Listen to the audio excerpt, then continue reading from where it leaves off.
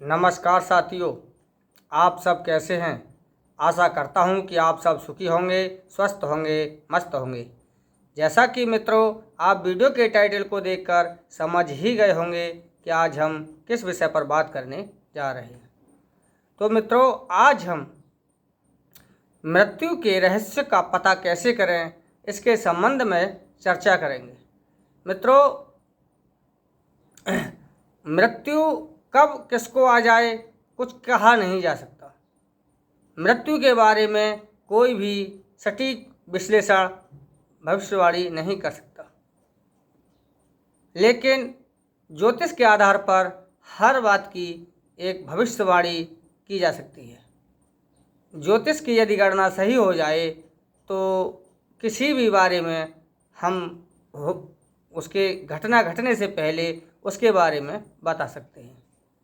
तो मित्रों, हमारी जो यहाँ पर हम जिस संबंध में बात कर रहे हैं वह हमारी सांसों से संबंधित आपसे चर्चा करेंगे।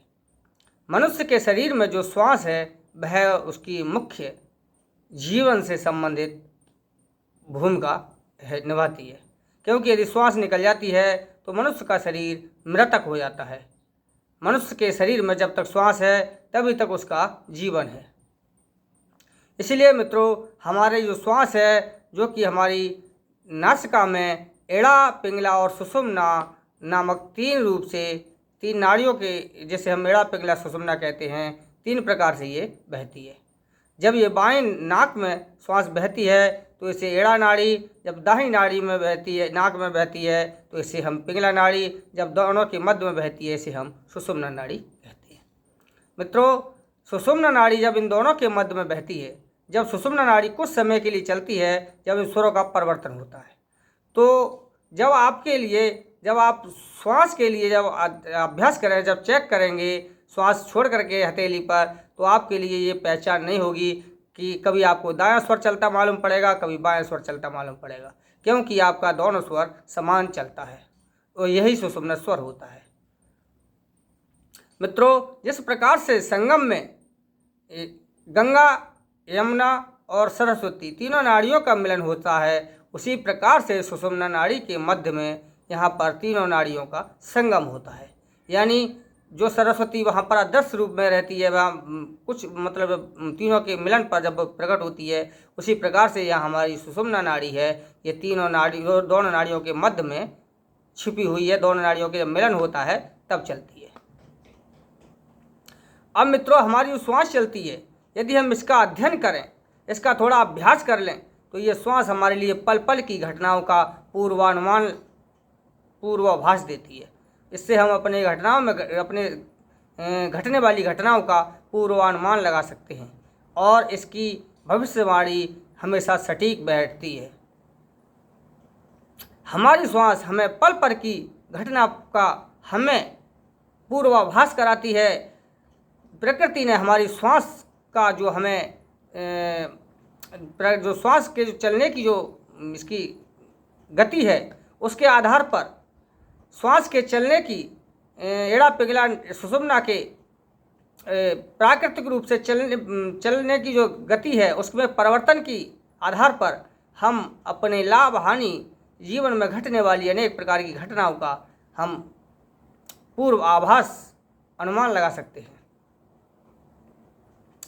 मित्रों,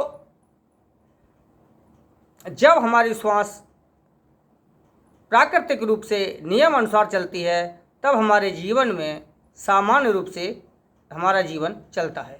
जब यही प्राकृतिक नियमों के विपरीत जब श्वास हमारा जब चलना शुरू होता है, तब हमारे जीवन में उत्थान और पतन की क्रियाएं प्रारंभ हो जाती है। मित्रों, यहाँ पर हम मृत्यु से संबंधित चर्चा करेंगे कि हम श्वास के आधार पर किस प्रकार से मृत्यु के बारे में भविष्यवाणी कर सकते हैं, अपनी मृत्यु के रहस्य को कैसे जान सकते हैं। तो चलिए मित्रों, इस बारे में चर्चा करते हैं। इससे पहले आपसे मेरा निवेदन है कि यदि आप चैनल पर नए हों तो चैनल को सब्सक्राइब जरूर कर लें। वीडियो अच्छा लगे तो लाइक शेयर जरूर करें तथा वीडियो को पूरा अंत तक जरूर देखें, क्योंकि किसी भी बारे में हमें जानकारी पूरी होना चाहिए। अधूरा ज्ञान हमेशा फ़ायदे की जगह नुकसानदेह रहता है।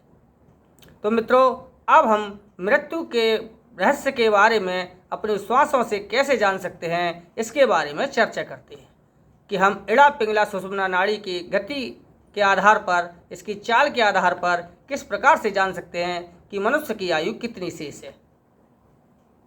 मित्रों, मनुष्य के शरीर में इड़ा पिंगला सुषुम्ना नाम से 3 नाड़ियाँ बहती हैं। इड़ा नाड़ी बाएं तरफ, बाईं नासिका की तरफ, पिंगला नाड़ी दाहिनी नासिका में तथा सुषुम्ना इन दोनों के मध्य में बहती है।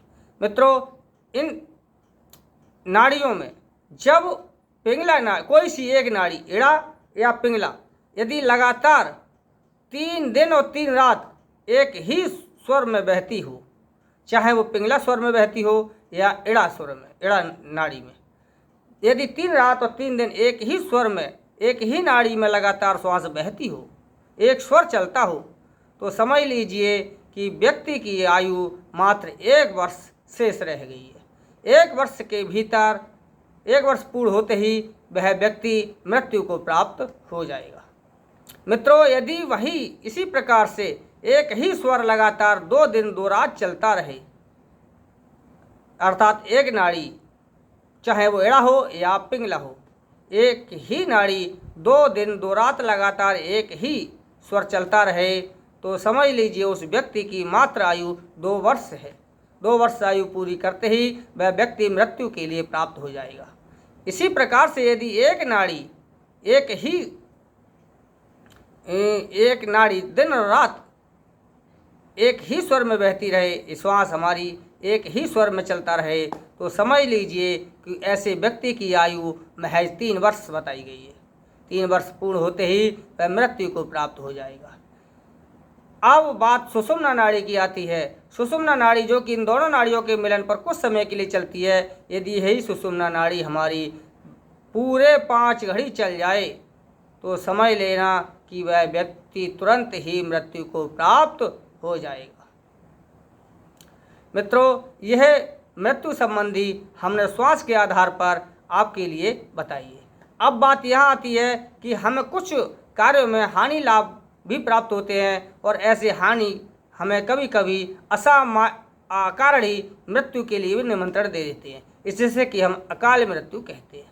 मित्रों, जिस प्रकार से हमें शुभ और कार्य सिद्धि के लिए हमेशा स्वर को अनुकूल करके ही कार्य को पूर्ण करना चाहिए।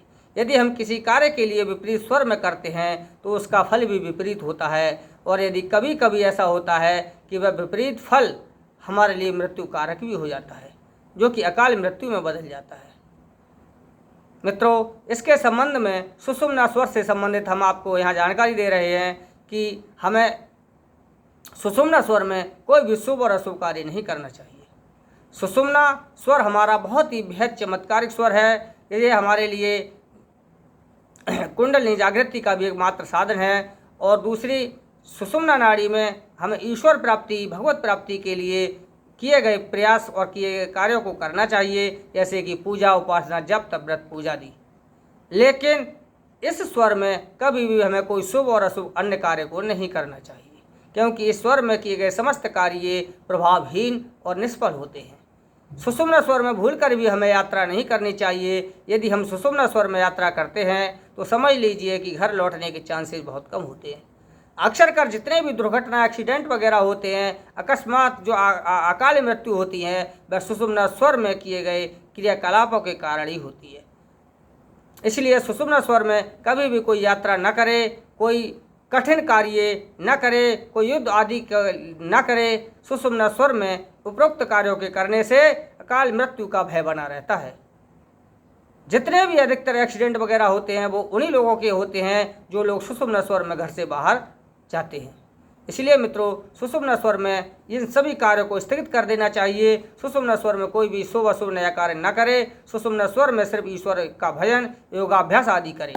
और सुषुम्ना स्वर की मुख्य विशेषता यह है कि इस स्वर में मांगी गई हर मुराद पूरी होती है। इस स्वर में जो आप सोचोगे वह अवश्य आपका फलीभूत होगा। आप जो भी अपने मुख से कहोगे वह सत्य होगा। सुषुम्ना स्वर में कही हुई वाणी मुख्य रूप से सत्य होती है, क्योंकि इसी के लिए हम सरस्वती नाड़ी भी कहते हैं। मित्रों, ये अकाल मृत्यु का मुख्य रूप से जो कारक है वह हमारा सुषुम्ना स्वर है। तो मित्रों, हमने जो मृत्यु संबंधी आपके लिए यहाँ पर जानकारी दी है, मैं आशा और उम्मीद करता हूँ कि आपके लिए मेरे द्वारा दी गई जानकारी अच्छे तरह से समझ में आ गई होगी। तो मित्रों, यदि आपको वीडियो अच्छा लगा हो तो इस वीडियो को लाइक, शेयर और चैनल को सब्सक्राइब जरूर करें। आज के लिए बस इतना ही है, मिलते हैं अगले वीडियो में, तब तक के लिए नमस्कार साथियों।